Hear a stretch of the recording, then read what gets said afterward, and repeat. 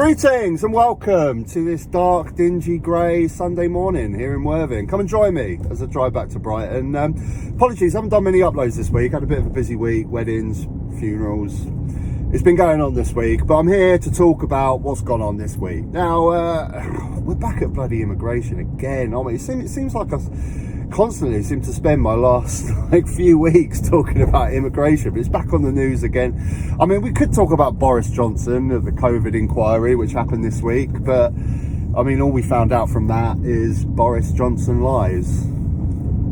It's not really a big revelation, is it, really? But the other big story this week is Rwanda. So we got the vote on Tuesday to determine whether it's a good idea for us to send refugees over to Rwanda, pay Rwanda hundreds of millions of pounds, and then once we've sent refugees to Rwanda, then we take a load of people from Rwanda that they don't want, and then I guess put them up in hotels, or I don't know. We're voting on Tuesday to find out whether it's a good idea to do all this bollocks. Now, what I think would be a good idea is if Rishi Sunak actually thought, you know what, maybe we should just let the British people decide whether this Rwanda nonsense is a good idea. Let's put it to the British people. I mean, we've had 3 prime ministers over the last 5 years. We've had flip-flopping from one side of the political spectrum to the other with this current Tory party. One minute they're pro net zero, the next minute they're not, the next minute they're pro Rwanda, the next minute they're not, the next minute they're pro crazy Liz Truss style right-wing economics, and then the next time they're not, they're Jeremy Hunt and they're Rishi Sunak. Fuck's sake. It's in there about time that we had a general election. Maybe that might be a good idea to solve this Rwanda garbage. Maybe you should just put it to the British people and let them decide. My God, have we ever needed a general election? We had 3 in a short space of time, didn't we? 2015, 17, 19, and now we're in desperate need. We're in desperate need. This government are not governing, they're not doing anything. Rishi Sunak is just seeing how long he can be Prime Minister before he pisses off to America and earns a load of money. He doesn't care about actually doing anything lasting. This is the thing, if you were Prime Minister for a bit, I think the majority of British people would like to sort of leave some sort of lasting legacy on what they've done, you know, really do something for the good. Jeremy Corbyn famously, his first speech, if he ever became Prime Minister, would be, right, from now on, we're going to eradicate homelessness.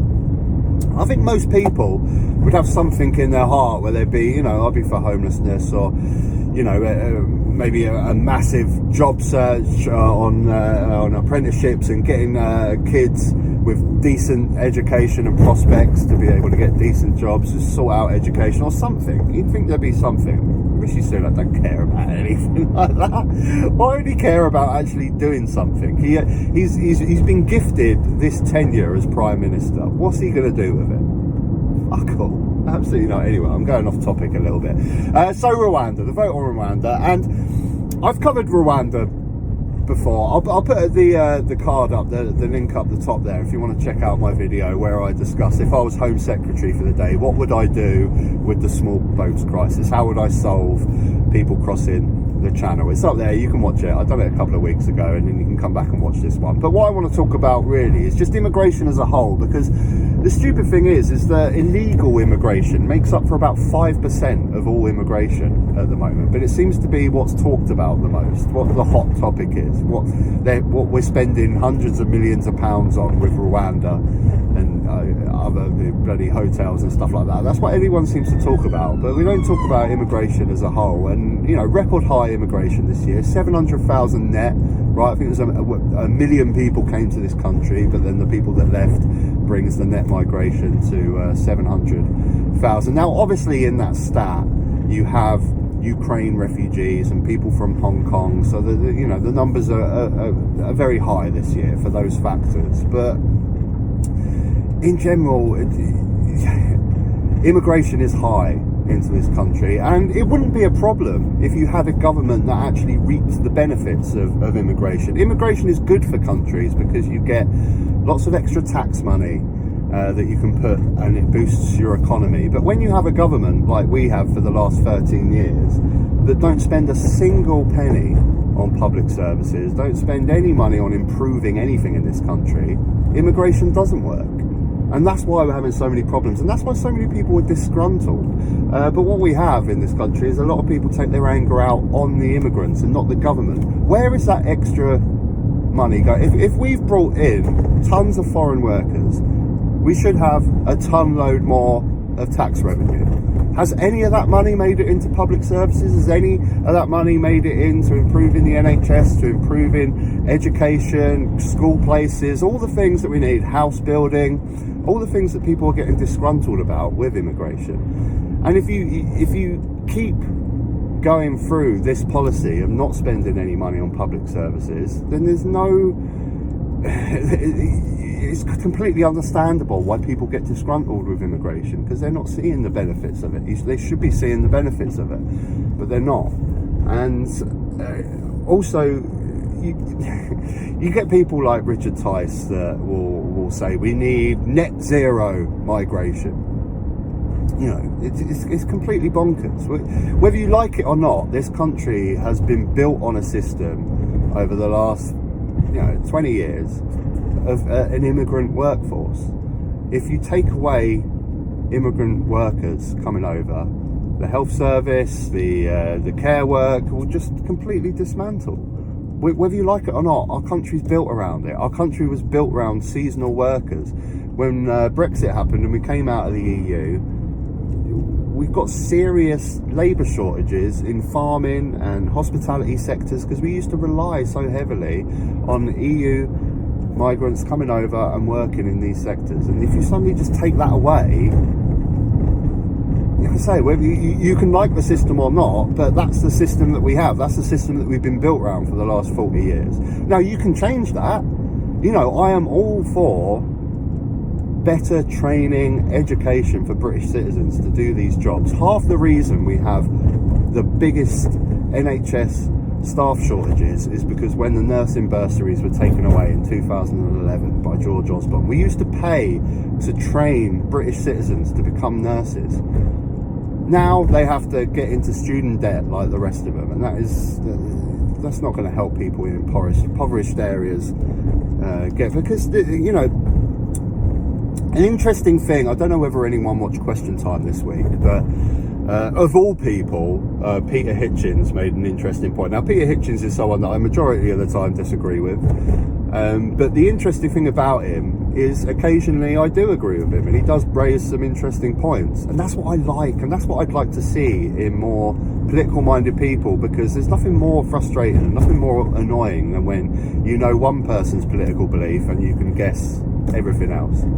Because that's not true, and somewhere in there is lies, and they're towing the party line somewhere. But anyway, I'm going off topic. But Peter Hitchens made the point of the fact that we neglect our own citizens. Why do we rely so heavily on migrant workers? And I don't hear anyone talk about this. We talked about immigration so much over the last year, 2 years. It's constantly in the news, but no one talks about the fact that we just constantly neglect our own citizens. I talked about the nursing bursaries there. We used to pay to train British citizens to become nurses.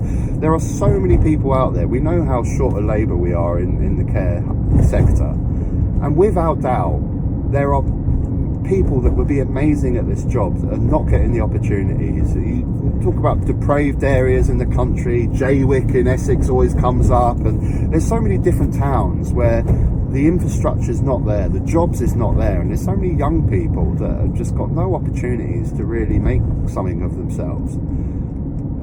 Why are we not looking to these communities and these kids and training them up in certain sectors that we're short on? And don't even get me started on homelessness. If you invest in our own population, if you solve the homeless crisis, get people back on their feet, get people trained in areas that we need workers for, we've got the people here. But it's far easier for a Tory government to just bring migration in and pocket all the money that they get from migration to their Tory donors. It's not conspiracy theory. This is just truth. Okay, this is what they do. They give out lucrative government contracts to their donors, and all that extra tax money that we get from migration. If we've got record migrant workers come into this country, and we should be reaping the rewards of that in record numbers of tax money, but we're not. It's going somewhere, and it's not going into public services. It's not. And it's easy it's a win-win for the Tories. They don't have to spend any money training British citizens. They can take away, oh God, why are we training? I mean, that conversation happened at some point with George Osborne. Oh God, why are we training British people to become nurses? Why are we paying to train people from impoverished areas to become and actually make something of their life? Let's get rid of that. Let's get rid of that straight away. That conversation happened. And it's a win-win for the Tories. They don't have to spend money on training British citizens. Okay, they just bring in migrant workers, get the country pissed off, and then blame Labour for all the migrants coming over. Now, Labour are no saints in this situation, of course, and I know a lot of people got disgruntled with the amount of migrants they brought in the 2000s and stuff, but this is the crux, isn't it? This is the key difference. At least Labour put money back into public services. Education standards were much better. NHS waiting times were the best they've ever been. Satisfactory reports in the NHS were the best they've ever been in the 2000s. Yes, they brought in migrant labour, and you know there's a conversation to be had there whether it changes the culture of the country and stuff like this. But Labour put that money back. We had good standards of education. We had good standards of NHS. The Tories just pocket that shit until the cows come home. You know, and this is the thing. Where we are now, record.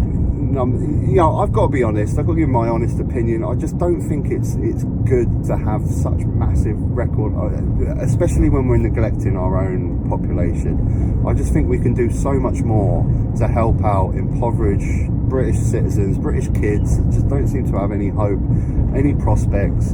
And you know, there's some amazing people out there. The amount of people on the streets right now that you walk past every day, if with the right support and care, I'm sure there's some amazing care workers out there. I'm sure there's some amazing NHS nurses, and you know, farming as well.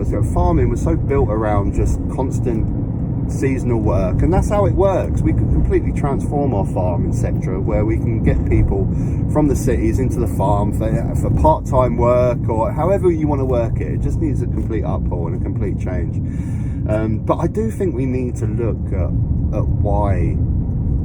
Coming back to the small boats and the refugees and stuff like that, you know, why people are coming to this country in record numbers. Now, I understand people from the Middle East, and I think we have a massive duty of care to help refugees from the countries that we've bombed the shit out of. Syria, Libya, Iraq, Afghanistan. I mean, Jesus Christ, Afghanistan. We went to Afghanistan 20 years ago to get rid of the Taliban. 20 years later, we hand it back over to the Taliban, and it's god awful in that country right now. Especially if you're a woman, no education, anyway, that's a different story for another day. But I do feel that any refugees from that country that want to come to it, we have a duty of care to help them, because we just caused absolute chaos in those countries. Absolutely disgusting what we've done in those countries. Afghanistan, the greatest example. What have we achieved over 20 years in there?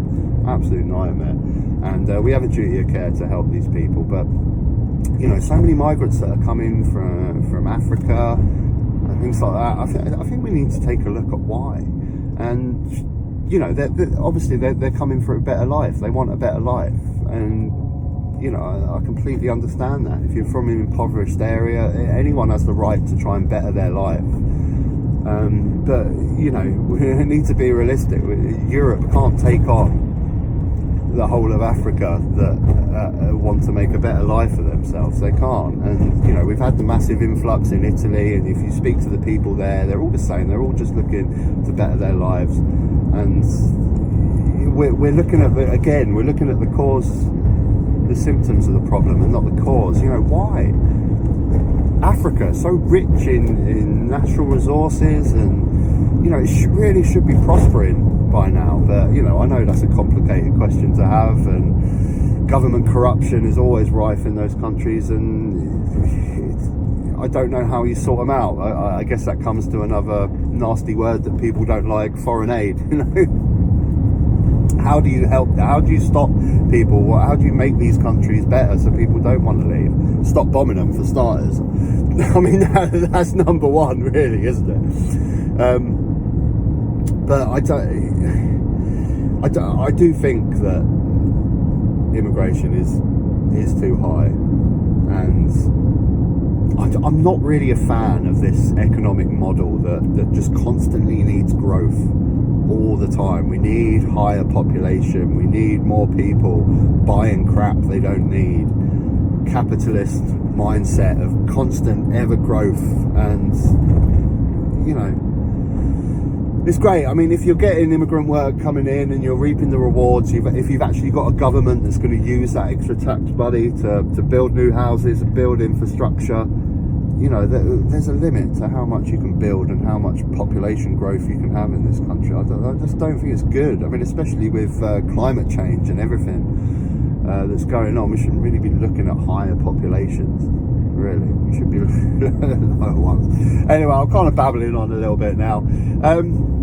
What's your thoughts? Please give me your thoughts, as always. I really love checking out your comments and taking your takes on what I'm talking about. And if you like the video, click a like, and if you haven't subscribed, you can subscribe down there as well. I'll put that video on Rwanda and the small boats crisis, what I do to solve it, up top as well, if you want to check that one out.